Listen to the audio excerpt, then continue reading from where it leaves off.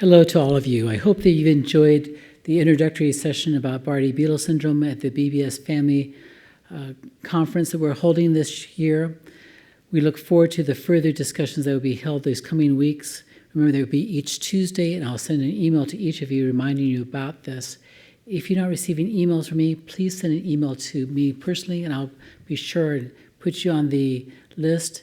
My email is Haws, that's Haws, .Robert, at marshfieldclinic.org. Marshfield Clinic is MARSHFIELDCLINIC.org. And I'd love to make sure that I reach out to you by adding you to my email list. I'd like to go through with you some of the questions that were posed to us this last week that were people are asking for answers, and so I'd like to do that. So the first one is, what basic electronic tools can I get for my daughter who is an adult? She is blind and not yet able to use a computer very well. Great question.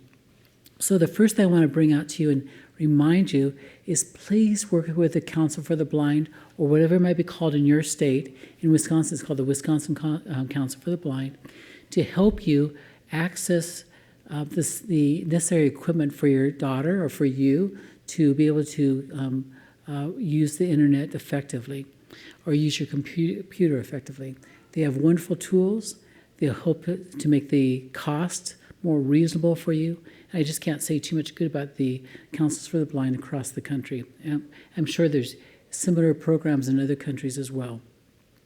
But I'd like to give you some ideas that can help you as you are working to better capture the ability to use the internet. The first one I'll just bring up to you is the simple iPhone. A plain old iPhone will often have ability to get you to be able to read or interact on the internet. If you go on Settings and then Accessibility, you'll find in that section VoiceOver. VoiceOver is a reading program which will read for you what's on the screen and can be very helpful.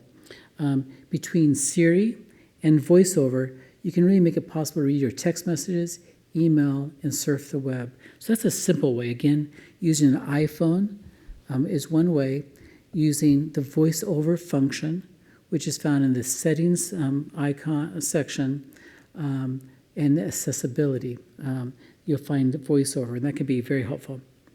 There's a simple screen reader called NVDA, also JAWS, which will help you and make it possible for you to read text messages, surf the web, and do other things. That's NVDA. Oftentimes that can be free. And then finally, something that was really kind of exciting that one of the BBS family members brought up to me was something called Zoom Text Fusion. That's Zoom, Z-O-O-M, text, all is one word, Zoom Text Fusion, and it's made by Freedom Scientific.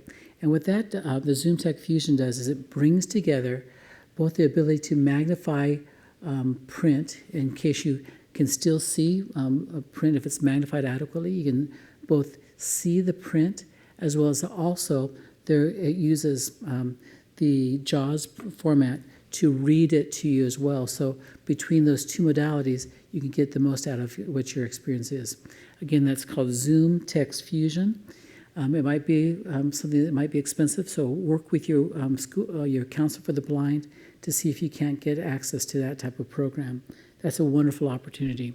I hope that answers your questions. If you have more questions about such technology, please email us back. Again, all your questions can be emailed to sonia.suda that's suda.sonia@marshfieldclinic.org. Suda is S-U-D-A. Sonia, S-O-N-I-A, @marshfieldclinic.org. Email our questions about this if you have questions, and I'll be happy to either get back to you directly or just to do another YouTube post on this. The next question was this. I was diagnosed at 8 years of age in 1992. How can I get genetic testing done now? And the second question is similar to this. Should I get genetic testing done again if it was done many years ago? And so let me answer those questions. I'll start with the first one. If it's been done once, do you need to do it again? And so my answer to you is generally no. If you've had genetic testing done that show that you have BBS1, BBS2, BBS5, whatever, that's sufficient to help you know what you need to know. In the future, if there's gene therapy that's going to be used, they're going to probably repeat your genetics just to confirm that. But nonetheless, doing it once is sufficient. There is the question whether if there's extra genes involved, besides the primary pair, such as two BBS1 genes, if you also have a BBS9 gene, does that play into the BBS1 gene? That's a question that's part of something that Dr. Casanas, who will be speaking to you later this month, speaks about something called triallelism, which is that you have to have three genes to bring out the full manifestations of the disease. We're not sure about that. That's a wonderful area that he's championed, and he can talk to you more about it. But typically, if you know the two main genes, if you have a pair of BBS1 or BBS5 or BBS17, then that usually is the diagnosis you have. Now, the next question was, I was diagnosed in 1992. That was before genetic testing was available for BBS. Should I do it now? My answer is yes. I think that's a great idea. So how do you go about getting that genetic testing done? Well, one thing that Rhythm Pharmaceuticals, who again will be speaking to us, is it possible for you to get free genetic testing for individuals who are fighting the issues of obesity. So individuals under 18 years of age with a body mass index over the 97th percentile can get genetic testing done for free. Those of you that are over 18 years of age who have a body mass index over 40 kilograms per meter squared can get genetic testing done for free. And if you want to reach out to me, I'd be happy to help you arrange that. So again, if your body mass index is over 40 and you're an adult, or if you have a child that has a body mass index over the 97th percentile, we can help arrange that. Please let me know. We'll be happy to work with you on getting that done. If that's not the case, then you're going to have to work with your doctor to see if they can get insurance coverage for the genetic testing. I will also make known that many of the organizations, such as Foundation Fighting Blindness, will have programs that do genetic testing for people with retinitis pigmentosa, which is part of the overall features of BBS. And so that's another option. But again, there's two options for free testing through Rhythm Pharmaceuticals, and I'm happy to help out with that if I can. I do have to say that you need to be residing within the United States for the Rhythm Pharmaceutical option to be possible, so that's just an important thing for you to know. The next question was, are there studies done that show the percentage of women with BBS who are not able to have children, especially those with BBS6? I had to kind of reverse that response to it because there's no studies that have studied the individuals who can't have children, but there are, and we do have information from the clinical registry investigating Bardet-Biedl syndrome on those who have had children. So we know that 14 women in the registry out of 332 women over 18 years of age have had a child. So if you base that on it's 4.2% of women in Caribs over 18 years of age have had a child. Now, of course, there's individuals who have not had a child for many, many other reasons other than infertility. But I cannot tell you the incidence or prevalence of infertility in Bardet-Biedl syndrome. I can say there's things that influence it, such as polycystic ovarian syndrome, PCOS, does decrease fertility, and PCOS is relatively common in the BBS population. And there might be other factors, of course.